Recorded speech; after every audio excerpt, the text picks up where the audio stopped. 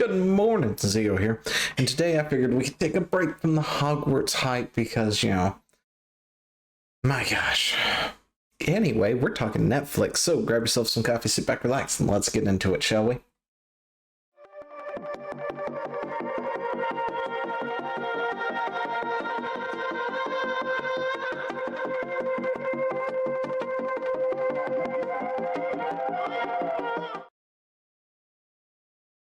Yeah, I could go on and on about the Hogwarts stuff. Anyway, but we're not. Today we're talking Netflix, because Netflix says it has updated new password sharing policies that had users melting down. Wait, what? Okay, yeah. Anyway, it updated new password sharing policies that apparently had users melting down. I am going to be one of those melting down, by the way. So, ahoy, my matey, it's time to sail the high seas. Anyway, aside from that, Netflix has decided that they are doing a crackdown on password sharing. So let me tell you a tale real quick before we get into the heat of this or the meat of this, whatnot. Anyway, let me tell you a tale. This is a tale of a store called Blockbuster. Now, I know you've probably never heard of it, or maybe you have and you've heard about it through memes, but never really been to one, unless you're my age or something. Now, then you've probably been in them. See, Blockbuster was an amazing place. It was a place that we could go to rent movies on VHS. Anyway, on VHS as well as video games and stuff, the Super Nintendo, the 64, all this other stuff. They had this thing when Pokemon Snap came out that you could take your game and stuff and print off the pictures and things like that. And it was a lot of fun and a lot of fond memories. Anyway, it was a rental place for video games and movies. And somewhere along the way, this thing called Netflix showed up, and it started mailing you the discs because DVDs were a thing at that point. And it was just so much more convenient. You didn't have to go out to your local Blockbuster to do anything. And then Blockbuster, well, it eventually went the way of the dodo. And Netflix is determined to Blockbuster themselves. They really are. At least that's what I feel like. That is my opinion in this matter, is Netflix is determined to Blockbuster themselves. Anyway, so Netflix isn't doing so hot, and it probably has anything and everything to do with their really crappy stuff that they have been putting out there, the originals or whatnot and stuff that just, I think all they really have at this point is like Stranger Things and I guess Wednesday everybody was raving about, but outside of that, those are also two things I've never seen. So, yeah, that's apparently all they really have. I mean, they also have taken anime and turned them into really bad live actions. Even when they did do something with them, like say Cowboy Bebop, it could have been decent. But I think we went into this before on another video where they fucked up horribly on it, right? They screwed that completely. Anyway, Netflix has been doing bad. So in order to boost their numbers, they need more subscriptions. Their thought process behind this is, well, let's prevent people from password sharing. And this is going to be a problem for them, if you ask me. But anyway, so let's take a look here. But last week, apparently the company would require users to identify a primary location for all accounts that live within the same household. News which had users suggesting that would be a bridge too far, threatening to leave platform, blah, blah, blah. Anyway, users would need to sign in to the home Wi-Fi on the primary location at least once every 31 days to ensure their device is not blocked. Temporary codes would need to be used for traveling members, which would only remain valid for 7 consecutive days. Now, this sounds decent. I'm not going to lie. However, knowing what I know about the world, this is crap. I mean, I drive a truck, right? This is no surprise to anyone. Currently, of course, I don't go out over the road anymore or anything, but if I had been, I would be out for about 30 some days before coming home for about, 30 hours or something is what they require, 28 hours, something like that. And then going back out again because companies are relentless like that, which is why I don't drive over the road anymore, or part of the reason. Um, this would not be good for somebody like myself and anyone who travels a lot and other stuff, and who may have just a lot of different people. Military, it would definitely be a problem with them, especially if they're using, say, their phone here, like I do. I've got Netflix on my phone. I've got Netflix on the TV in there. I've got Netflix on the other TV. I've got Netflix on that TV. I've got Netflix on the PlayStation, on the other thing. Can I get Netflix on the Switch? I haven't tried.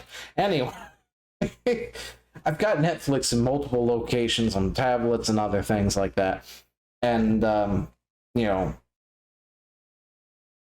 these things tend to move sometimes because I also have kids and they go other locations sometimes, right? And this is not good for that. I'm not going to sit there and go through whatever hoops they're putting in for a temporary 7 days just because the kids, went to their grandmother's because I'm working all weekend or something, and they're going, no, I'm sorry, this is ridiculous. Anyway, you're also, of course, going to have to sign in on the Wi-Fi's primary location at least once every 31 days to ensure their device is not blocked. Temporary codes will be needed to be used for traveling members, which would only remain valid for 7 consecutive days, blah, blah, blah. Netflix said it will be using information such as IP addresses, device IDs, and account activity to determine whether a device signed into the account is connected to a primary location. I wonder how VPNs are going to work. What if you make the other locations, turn on VPNs and go to the primary location as your primary spot? But yeah, so that's the thing.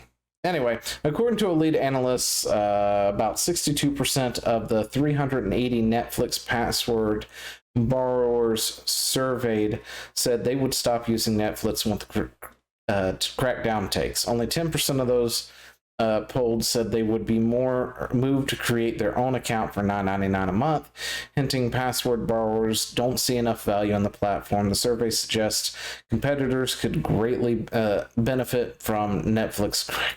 No, see what it is. Oh, gosh. Okay, so what this means right here is Netflix is cracking down on passwords. People are pissed off. They're going to go, but they're like, hey, Hulu, Paramount, is Paramount still a thing? Disney Plus. Hey, guys, listen to me. Do what we're doing so we don't fuck ourselves, will you? Because if you do it, they can't get mad at us and they'll accept it. That's exactly what they're doing. Right with that. Anyway, so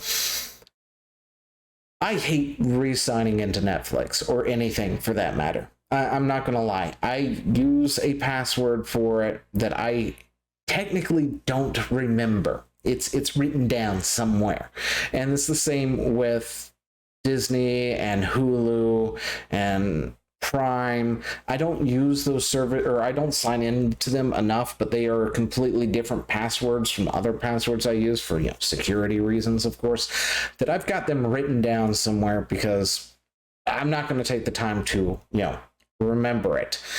But if I have to drag that thing out every 31 days to re-log in every device that I have, my browser, my phone, the gaming systems, the TVs, the Rokus, I'm not going to deal with it. Like the other 62% apparently from this poll, which I was not polled on, but I should have been, just saying. If I was, I would have said the same thing. I will cancel my Netflix. It's just that simple. I The whole point, the way we have set up our society is a consumer society, and we want instant gratification, right? That's a problem. It is a real big problem. But at the same time, I am not going to struggle to type in a password and my email every 31 freaking days on the PlayStation. It's not going to happen. Or whatever else. You know, it's one thing if I'm using the keyboard. I'm not going to drag the keyboard in there just to type in a Netflix username and password once a month. And I hate having to do it every time something does happen that requires me to essentially have to re-put it in there. And I'm not going to lie, every time I wind up doing that, and it doesn't happen often, it will usually be just signed out of Netflix for weeks. Until one of the kids decide they're not going to watch Hulu or whatnot, or Disney, and they want it to get on Netflix for a second, and then they can't, and then they're like, Dad, can you please type in the Netflix password? And I'm like, oh, shit, give me a second. And I go find it, and then I go painstakingly type it in. And the same thing with the remote, too. Like, on my TV or whatnot, I'm not going to do the clicky to sign into everything. I'm just going to be like, we don't have Netflix anymore. It's gone. But yeah, I would say they are going to lose majorly with this sort of thing right here. If you've got Netflix, and if you don't, that's fine. I probably understand one of the reasons why you don't. But if you do have Netflix and say yours is password shared, or even if it's not password shared because, well, every 30 some days you're going to have to re-key in your information anyway, are you going to continue to do it? I would wager that most people might for a hot second. You know, for a few months, they're going to entertain the idea or whatnot. And then they may get to a point where they're like, you know, I barely use this service. Why do I even have it? And then they go search for how to cancel. That's my thought on it. But yeah, when asked which platform users would use more frequently if they eliminated Netflix, the top streaming alternatives included Amazon Prime Video, 42%, Hulu, 35%, and Disney Plus. Yeah, that's exactly what's going to happen. I mean, I don't know what else to say. Anyway, if Netflix does have anything that is worthwhile that you absolutely have to see, I would suggest, I don't know, selling the high seas of the internet of some kind, because chances are it's already out there. On top of that, if you do have a smart device like a Fire Stick, or if those are even a thing still, Roku, anything like that, smart TVs and whatnot, usually it's got a search button or a search bar that you can go in and type in something. It will give you a list of every service that carries it. And, you know, you could find it on like the Roku channel or, you know, on one of the other services, as well as Netflix, outside of maybe their originals, but their originals aren't really worth having anyway, it would seem. So let me know what you think down in the comments below, and I will talk to you later. See ya.